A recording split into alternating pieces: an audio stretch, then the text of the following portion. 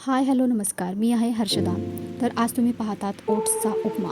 तर ओट्स आपण आपल्या आहारात ठेवले पाहिजेत, कारण ओट्समुळे आपल्या हार्टचे इश्यूज कमी होतात, ब्लड शुगर कंट्रोलमध्ये येते, कोलेस्ट्रॉल लेवल कंट्रोलमध्ये येते, इम्युनिटी सिस्टीम आपली एन्हान्स होते. शिवाय ओट्स हे अँटीऑक्सिडंट आहेत. ओट्समुळे आपले डायजेशन सिस्टीम इम्प्रूव्ह होते, हेअरफॉल कंट्रोल होतो, हेअरफॉल प्रिव्हेंट होतो.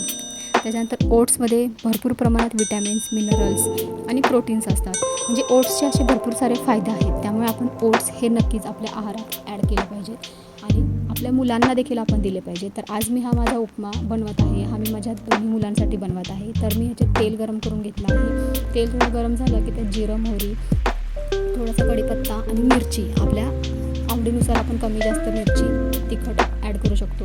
नंतर थोडंसं कांद्यामध्येच मीठ आणि हिंग मी ॲड करून घेतलं आहे. हिंग मी फोडणीत वरून टाकते, कारण हिंगाचा फ्लेवर थोडा नंतर त्याचा वास छान राहतो फोडणीमध्ये, म्हणून मी नंतर ॲड केलं आहे. हे थोडं गोल्डन ब्राऊन कलरवरती मी परतून घेतलं. नंतर फोडणीमध्ये थोडीशी कोथिंबीर पण ॲड केली पहा. नंतर भिजवलेले ओट्स, जसं आपण पोहे भिजवतो तसेच मी इथं ओट्स भिजवून घेतले होते थोड्या वेळासाठी, आणि मग ते मी फोडणीमध्ये ॲड केले आणि सर्व कांदा आणि ओट्स एकमेकाला कोट होतील अशा प्रकारे व्यवस्थित परतून घेतलं. नंतर ते थोडा सेकंदासाठी झाकून ठेवलं, म्हणजे त्याची वाफेने आतल्या ते ओट्स त्याची प्रोसेस होते शिजण्याची.